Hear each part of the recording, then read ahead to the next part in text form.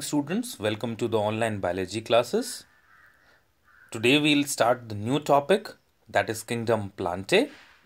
In the previous video, we have just seen about the five kingdoms, that is kingdom Monera, kingdom Protista, kingdom Fungi, kingdom Plantae and kingdom Animalia. We have seen the general characteristics of all these five kingdoms. Today in this class, we shall start the detailed explanation of kingdom Plantae. Kingdom Plantae includes all the plants. All the plants are coming under, including algae, are coming under the kingdom Plantae.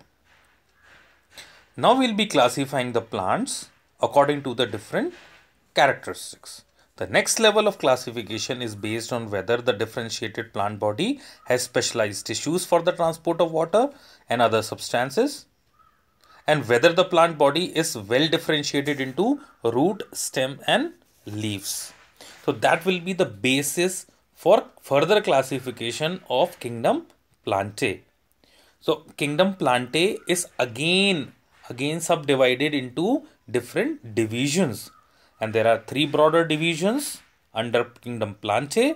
These are Thallophyta, Bryophyta and Pteridophyta.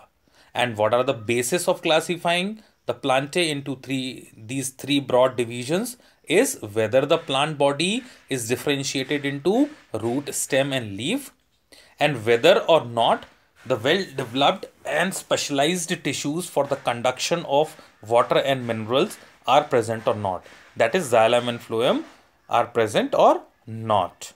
So let us see how the kingdom Plantae is further subdivided into three divisions, that is Thallophyta, Bryophyta and Pteridophyta, on the basis of these two characteristics, or these are the basis for classifying. That is, first thing is presence and absence of vascular tissues, and second is whether the plant body is well differentiated into root, stem and leaf. And the third one, and still the third one is also there, that is whether the fruits are being produced, whether the flowers are being produced by the plant or not, and if the flower are produced, so seeds will also be produced, whether the seeds are present or not. If seeds are present, so whether the seeds are covered or the seeds are naked. So these are also the basis which will also be used or help us in classifying the kingdom Plantae into three broader divisions, that is Thallophyta, Bryophyta and Pteridophyta. Ability to bear seeds, let us see that it is also written in your NCERT. Further classification looks at the ability to bear seeds and whether the seeds are enclosed within fruits or not. Means we will be seeing the ability of that particular group of a plant, whether that plant is producing seed or it is not producing seed, and if the seeds are being produced, so whether the seeds are naked or it is covered. So let us move forward. That is first division, that is Thallophyta, plants that do not have well differentiated body. Plants that do not have well differentiated body designs fall in this group. Means by looking into a plant, you cannot make it out where are the leaves, where are the stem and where are the roots. Means just you will be finding a mass, or you will be finding just a patch sort of a thing, or by just looking to a plant you cannot make it out where are the roots, stem and leaves. Such a plant come under this category, that is Thallophyta. Means neither it is having well differentiated root, stem and leaf, and neither it is having well or specialized tissue for the conduction of water and minerals, that is, it is not having the vascular bundles also. Bryophyta. These are a very important division in the plant kingdom. They are also called as the amphibians of the plant kingdom. Why they are called as the amphibians of the plant kingdom? Because they are showing the characteristics of amphibians. What are the special characteristics of amphibian? Amphibians are those animals, organisms, which can live both on land and water. And so as the Bryophyta, the plants of this category are found in aquatic habitats as well as terrestrial habitats also. That's why they are called as the amphibians of the plant kingdom.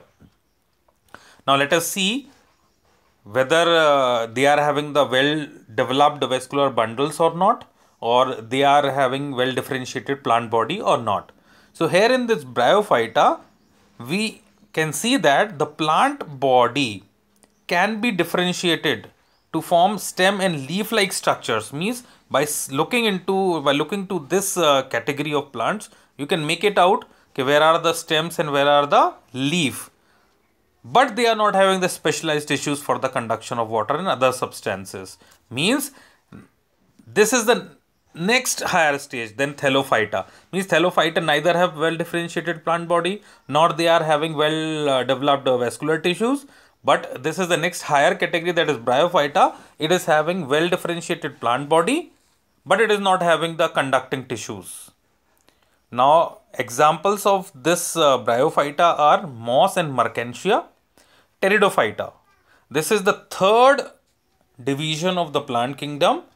It is having well differentiated plant body, that is, it is having root, stem and leaf, and it is also having the specialized tissues for the conduction of water and other substances from one part of the plant to another. Means both the characters are being observed in this category of plant, that is Pteridophyta.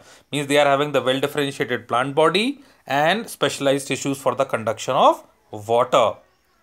The reproductive organs of plants in all these three groups, that means Thellophyta, Bryophyta and Pteridophyta, these all three categories of the plant, the reproductive organs are inconspicuous. Inconspicuous means hidden. This is not observed from outside. They are the reproductive organs under these three categories of plants, that is Thellophyta, Bryophyta and Pteridophyta, are inconspicuous. That means they are hidden and they are therefore called as cryptogams. That's why they are called as cryptogams, because the reproductive organs are hidden in these three categories of the plant. They are hidden, not observed from outside. Some examples are Marsilia, ferns and horsetails. These are the examples of Pteridophyta.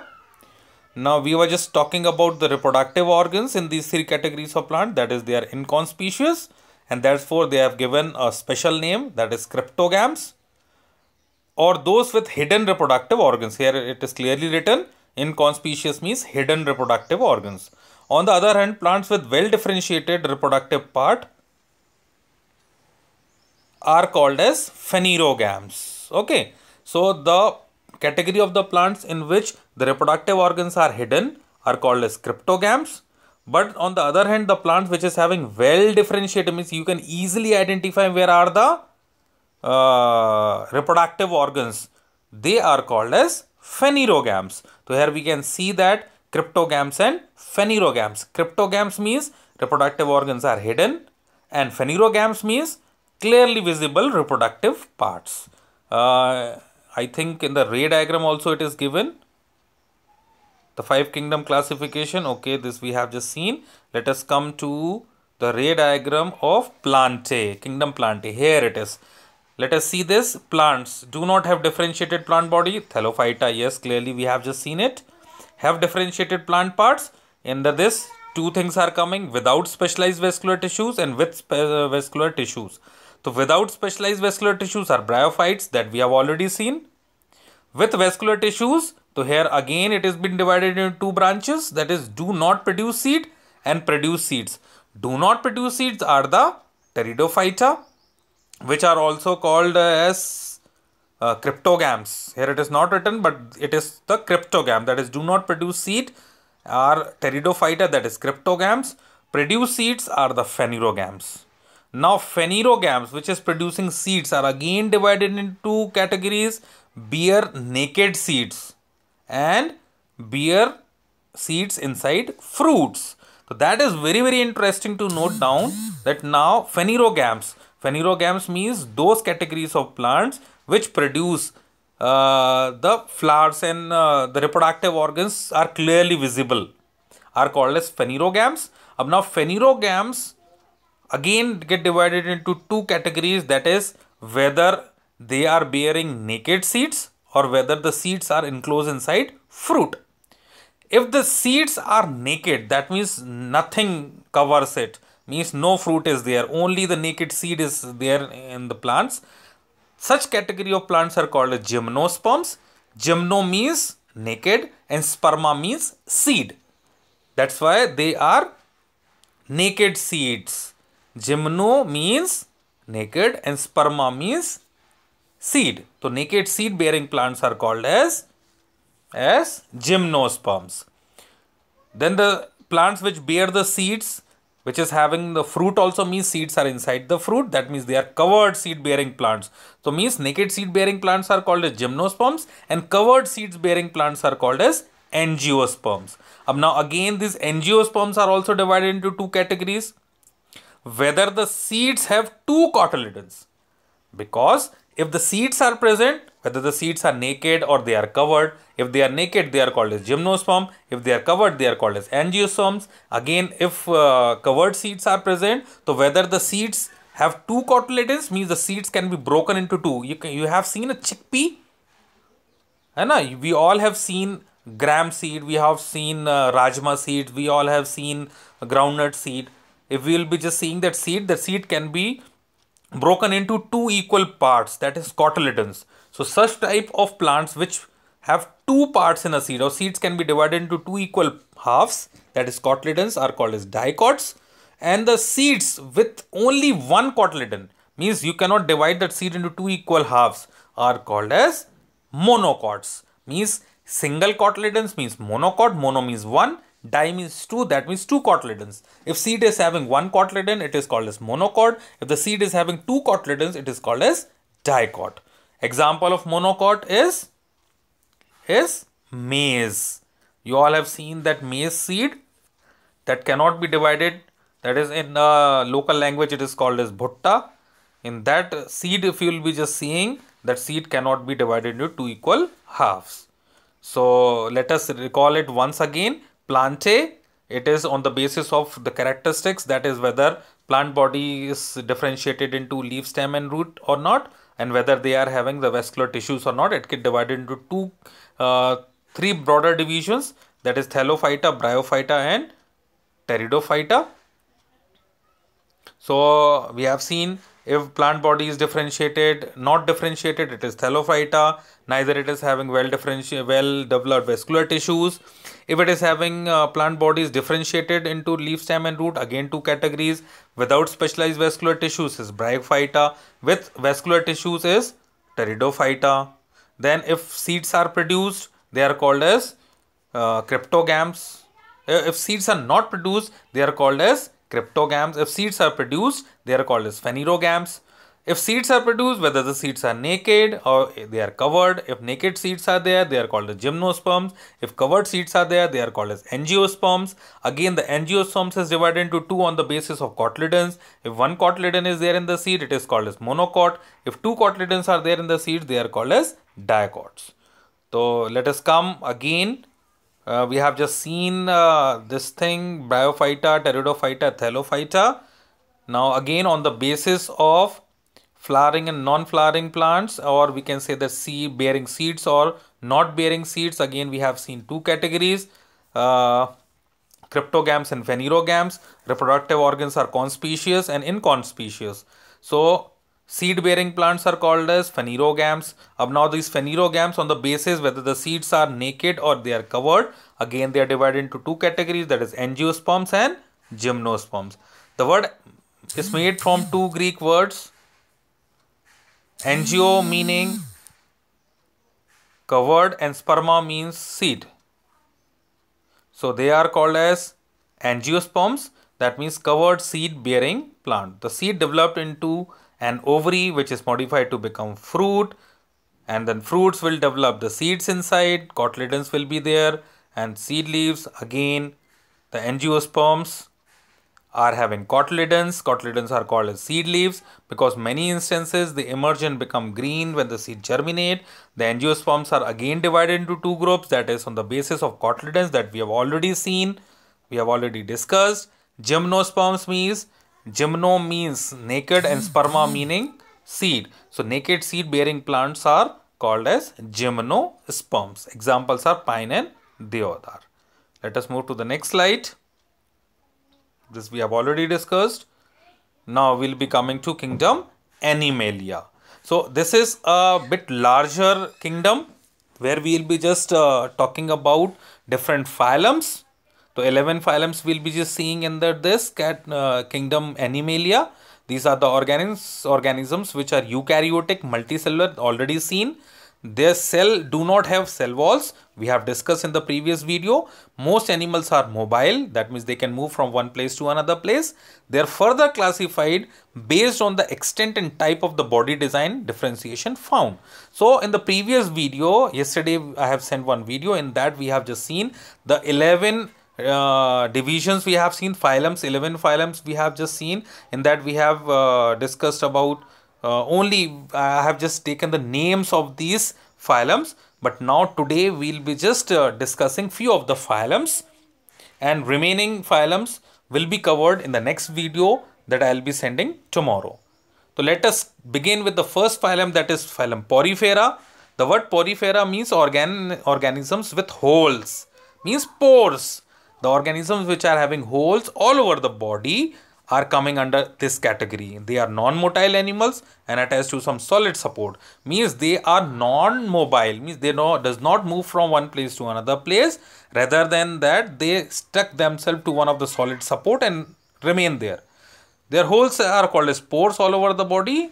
These lead to the canal system that helps. So that is the most remarkable characteristic of this phylum Porifera, that they are having the canal system all over the body. Means in all over their body, that small pores will lead to a pipe-like structure in their body, connecting pipe-like structure, network of pipe-like structures, which is called as the canal system. Water circulate in this canal, and the food material is been passed from outside to inside through this canal system, and the excretory products are also been eliminated with the help of the very system, that is canal system.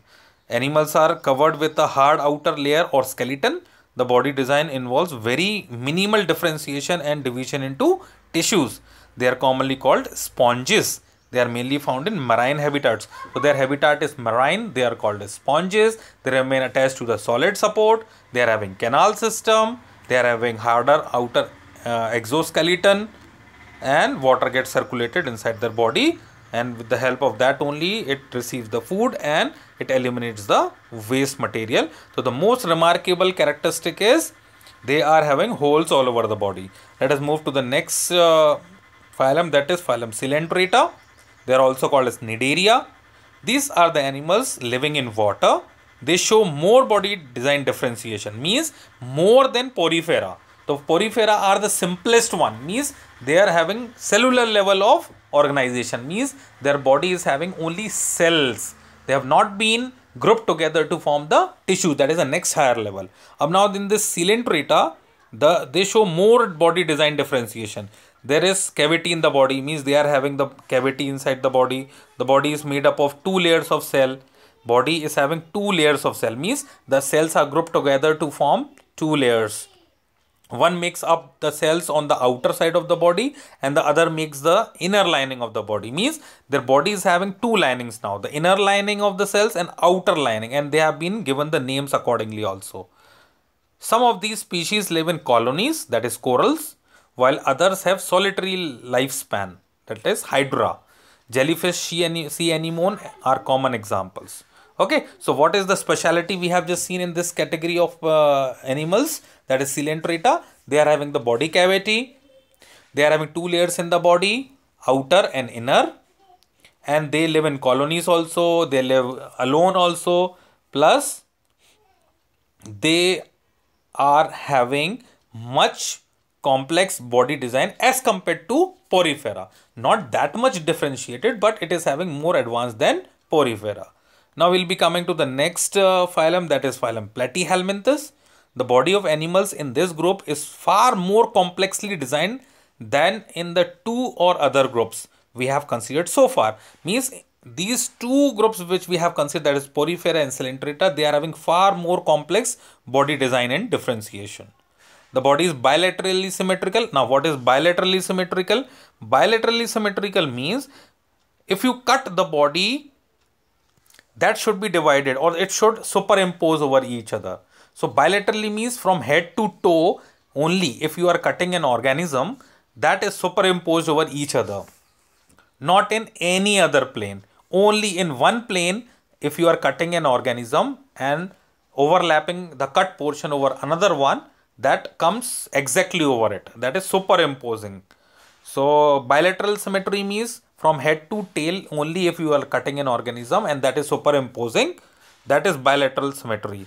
And what is radial symmetry? Radial symmetry means if you cut an organism in any plane, that will be superimposed. Any plane, कैसे भी cut करेंगे, that organism will overlap each other, the cut portions. There are three layers of the cells. Means in Coelenterata you have seen two layers. Now here the body is having three layers, which are differentiated tissues can be made, which is why such animals are called as triploblastic. Up now Coelenterata is having two layers, that's why it is called as diploblastic. Now Platyhelminthes having three layers, that's why it is called as triploblastic. Okay, so it is having much more complex design and differentiation. The body is flattened dorsoventrally, which is why these animals are called as flatworms. So that is also very important, remarkable characteristics of phylum Platyhelminthes. That means from head to tail, dorsoventrally, from head to tail, these organisms are flat. That means they are not having the body cavity. However, there is no true internal body cavity or coelom. Means there is no true body cavity or coelom. They are flat. They are flat from head to tail. Example is liver fluke. Let us move to the next one now. That is phylum Annelida. I will be going to phylum. Let us see phylum Annelida. No. Before that we will be talking about in sequence, that is phylum Nematoda. The nematode body is also bilateral symmetry. The bilateral symmetry, we understood what is bilateral symmetry. Bilateral symmetry means if you will be cutting an organism in one plane, that is from head to tail, that is being superimposing on each other.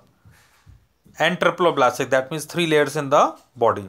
However, the body is cylindrical rather than flattened. So in this phylum, that is phylum Platyhelminthes, we have seen that the body is flattened, ribbon-like. But in Nematoda, it is not flattened, rather than it is cylindrical. These are tissues, but no real organs. So body is being differentiated, or more complex design and differentiation. You will be observing more complex design differentiation. That means tissues level of differentiation is being observed. Means tissues start forming in such type of organisms, but the organs are still not developed. There are tissues, but no real organs. Means tissues have not been grouped together, or tissues has not been specialized to function as organs. The organ are not been formed yet. Although a sort of body cavity or pseudocoelom, means it is not a true coelom. True coelom means a body cavity in which organs are fitted. So a cavity which is having organs inside it are called as the true body cavity. If suppose that body cavity is there but no organs are fitted in this cavity, so that cavity is called as pseudo cavity, okay, or pseudocoelom we can say to such type of a structure. These are very familiar as parasitic worms causing disease, such as the worms causing elephantiasis or the worms in the intestines. That is roundworms and pinworms are coming under this phylum Nematoda. So that you might have heard about that recently in the school also, schools and the community centers all are been immunization centers. You might have heard about albendazole tablets has been given to the school children's, and in Anganwadis and all in such places it has been distributed such type of tablets. These tablets are meant to eliminate or the risk of such type of roundworms and pinworms. These are coming under phylum Nematoda only, and to eliminate or to kill such type of infections caused by these worms, to kill these worms, albendazole tablets are being given in the schools. You also might have taken the tablet, and that tablet is to eliminate the risk of the diseases caused by these worms only. which otherwise can affect your health adversely. So that campaign has been launched by the Ministry of Health, and in the schools you also might have taken that tablet. So now you understood for what that tablet was being given to you. Now let us move to the next phylum, that is phylum Annelida. Annelid animals are also bilateral symmetry. So now I don't have to make you understand again and again what is bilaterally symmetrical, what is triploblastic. So these animals are bilaterally symmetrical, triploblastic, but in addition they have true body cavity. So means Nematoda, they are having body cavity, but organs are not there. That's why it is pseudo body cavity. But in Annelida, it is having body cavity, and that too also having organs. So in Nematoda, only tissues development is there. Means their body is having only tissues. But in Annelida, we can see that the tissues, next higher level of organization is there. That means organs start forming in this type of organisms. This allows true organs to be packaged in the body structure. Thus, extensive organ differentiation means organs are present. This organs occurs in segmental fashion, means segmental fashions. So in you might have seen earthworms. Let us see this diagram. You can see a leech, earthworm, and Nereus. You can see. So you all have seen. You might have seen in this rainy season. You can see this earthworm and leech roaming around in your gardens and all. So if you have observed this, you might be understanding this more easily, that these worms, that earthworms, are having small lining all over the body, which is called as the septations. So this is the speciality of this phylum, that is phylum Annelida, that their body is having segments, means it is having line, septations and segments all over the body. If you'll be just observing in one of the videos which I'll be making, I'll be just showing you these organisms live. We'll be seeing in my garden. I'll be taking you to my garden, and I'll be just showing you all these animals, and that will be very interesting for you and me both to learn and understand these phylums. It will be very interesting. Okay, student. So in one of the online classes, we'll be moving to the garden, and we'll be just understanding in the garden about all these phylums and all. Okay. These animals are found in variety of habitat, that is freshwater, marine, as well as land. Earthworm and leeches are familiar examples. Okay, so students, for today, this much is enough.